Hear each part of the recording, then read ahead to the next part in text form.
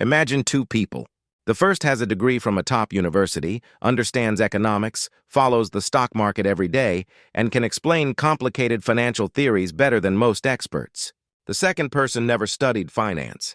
He doesn't read investment reports. He isn't exceptionally smart. Yet somehow the second person becomes wealthy. And stays wealthy. How is that possible? Now imagine a die-errant story. A man wins millions in the lottery. Overnight, he has more money than he ever dreamed of. His problems are over, right? A few years later, he's broke. The money is gone. The mansion is gone. The luxury cars are gone. And he's right back where he started. How does someone lose millions? And why do people who already have enough money keep risking everything for even more? Why do some millionaires drive old pickup trucks while others lease expensive cars they can barely afford? Why do brilliant investors fail while ordinary people quietly build fortunes? Most people think money is about math. They think wealth comes from intelligence, education, spreadsheets, and complex formulas. But what if that's not true? What if money is actually about behavior? What if success with money has less to do with what you know and more to do with how you think? That's the idea behind one of the most influential personal finance books ever written, The Psychology of Money by Morgan Housel. This isn't a book about stock tips. It's not about predicting markets. And it's definitely not about getting rich overnight. Instead, it's about understanding why humans make financial decisions the way they do, and why mastering your behavior can be far more valuable than mastering finance itself. Because money touches almost every part of life. It affects our freedom, our stress, our relationships, our dreams, and sometimes, without realizing it, our identity. So as we go through these lessons, don't just think about money. Think about yourself. Think about your habits. Think about the decisions you've made and the ones you'll make in the future. Because by the end of this journey, you may never look at money the same way again. And it all starts with a simple idea. No one's crazy. Think about the strangest financial decision you've ever seen someone make. Maybe someone spent their entire paycheck on luxury clothes. Maybe someone invested everything in a risky business. Maybe someone refused to invest at all and kept every dollar in cash. It's easy to look at people and think they're irrational. But Morgan Housel argues something fascinating. Nobody makes financial decisions based on the world as it is. They make decisions based on the world they've experienced. A person who grew up during a war sees money die errantly from someone raised during economic prosperity. Someone whose parents lost everything in a recession may fear investing forever. Someone who watched relatives become rich through real estate may believe property is the safest investment in the world. Each person is responding to their own experiences, and those experiences shape their beliefs. The lesson is powerful. Before judging someone else's financial decisions, remember that their life story is different from yours. And perhaps even more importantly, recognize how your own experiences are shaping your decisions without you realizing it. Then comes one of the most important concepts in the entire book, luck and risk. Imagine reading a story about a billionaire entrepreneur. The media often presents these stories as simple formulas. Work hard, take risks, believe in yourself, become successful. But life isn't that simple. For every entrepreneur who became a billionaire, there are thousands who worked just as hard and failed. The difference isn't always skill. Sometimes it's luck. Likewise, failure isn't always caused by incompetence. Sometimes it's risk. Morgan Housel tells the story of Bill Gates. Clearly, Gates was brilliant. But he was also incredibly lucky. He attended one of the few schools in the world that had access to a computer during the early days of computing. Many equally intelligent people never received that opportunity. This doesn't mean success is random. Skill matters. It matters. But luck matters too. And once you understand this, something changes. You become less arrogant when things go well, and less self-destructive when things go badly, because life is always a combination of what you control and what you don't. And recognizing that makes you wiser. Now here's a question. How much money is enough? Most people never ask this. Instead, they keep chasing more. More income, more possessions, more status, more success. Morgan Housel tells the story of Rajat Gupta, a highly successful businessman who had wealth, power, and respect. Yet he became involved in insider trading. Why? Because he wanted more. The tragedy wasn't that he lacked money. The tragedy was that he couldn't recognize when enough was enough. This lesson may be one of the hardest in the book, because society constantly tells us that more is better. But if your desires always grow faster than your income, you'll never feel rich. No matter how much money you have, knowing when to stop is one of the greatest financial skills anyone can develop. Because sometimes the biggest risk isn't losing money. It's risking what you already have for something you don't need. And that leads us to one of the most magical forces in the universe: compounding. Albert Einstein supposedly called compound interest the eighth wonder of the world. Whether he actually said it or not, the idea remains true. Compounding is astonishing. Imagine a snowball rolling down a hill. At first it grows slowly, almost invisibly, but over time it becomes enormous. That's how wealth works. Many people look at Warren Buffett and think his success comes entirely from investment skill. And certainly he's skilled. But Morgan Housel points out something people often miss. Buffett started investing as a child, and he kept investing for decades. His greatest advantage wasn't just intelligence, it was time. The lesson is profound. Small actions repeated consistently over long periods create extraordinary results. Not just in investing, in health, relationships, learning, business, and life itself. The problem is that humans are impatient. We want dramatic results. We want proof that our EAORTs are working, but compounding rewards patience more than brilliance. And patience isn't exciting, which is exactly why it's so powerful. Now imagine you've built wealth. Congratulations, you've made it. But a new challenge appears: keeping it. Getting wealthy and staying wealthy are completely different skills. Getting wealthy often requires optimism, taking risks, being bold, believing in possibilities. But staying wealthy requires something else: humility, caution, survival, the understanding that success can disappear faster than it arrived. Many fortunes aren't destroyed by bad luck. They're destroyed by overconfidence. People assume today's success guarantees tomorrow's success. History repeatedly proves otherwise. The people who stay wealthy aren't necessarily those who earn the most. They're often the ones who avoid catastrophic mistakes. Because surviving matters more than winning spectacularly, and survival brings us to another fascinating truth. Sometimes a few events account for almost everything. Morgan Housel calls this tails you win. Think about the biggest companies in history, the biggest investments, the most successful books, the most influential inventions. A tiny number of extraordinary outcomes create most of the results. Venture capitalists know this.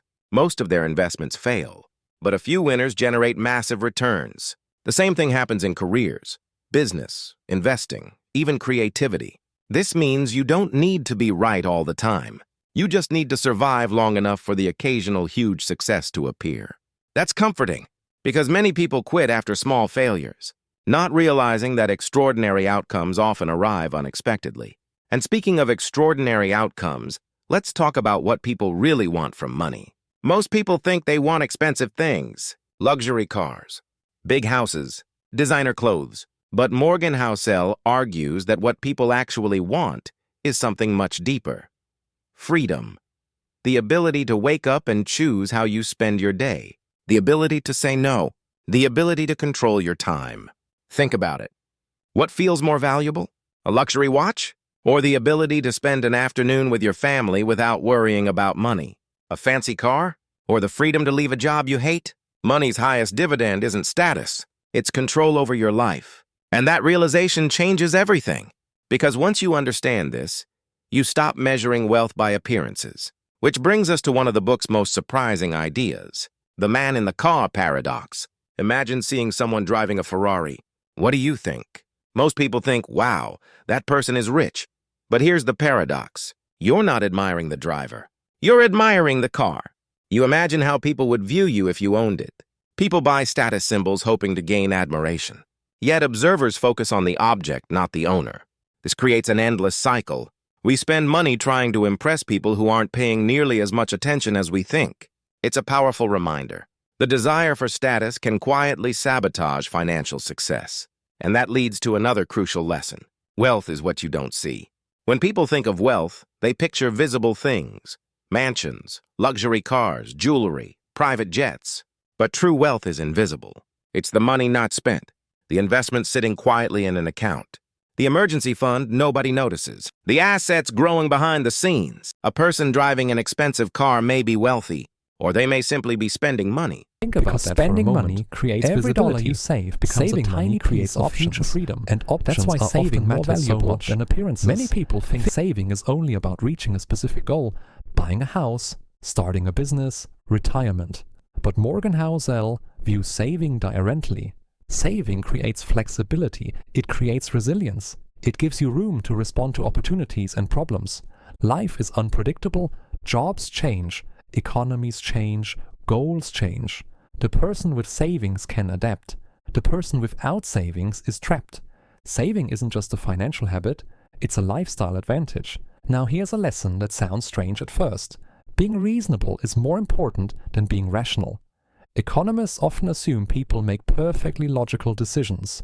Real humans don't, and that's okay. Suppose a mathematically optimal investment strategy causes you so much stress that you can't sleep. Will you stick with it? Probably not. A reasonable strategy that you can follow consistently is often better than a perfect strategy you'll eventually abandon. Success doesn't require perfection, it requires sustainability. The best financial plan is often the one that works for your personality, not the one that looks best on paper, because life is full of surprises, and surprises change everything. History is shaped by events nobody predicted. World wars, financial crashes, technological revolutions, pandemics. The future rarely unfolds the way experts expect. That's why confidence in forecasts can be dangerous. The world is too complex, too interconnected, too unpredictable. The lesson isn't to fear uncertainty, it's to respect it, prepare for possibilities, remain flexible, and avoid building your life around predictions. This idea connects directly to one of the most practical lessons in the book. Room for error. Imagine walking across a bridge. Would you rather cross a bridge designed to hold exactly your weight, or one designed to hold 10 times your weight? The answer is obvious. Yet many people manage their finances with no margin for error. They spend every dollar, take maximum risks, assume everything will go according to plan, but life rarely follows the plan. Room for error is protection against reality. It's the financial cushion that helps you survive unexpected setbacks. And survival, once again, is everything. Because here's another truth. The person you'll be in 10 years isn't the same person you are today. You'll change. Your goals will change. Your interests will change. Your priorities will change. Think back 5 years.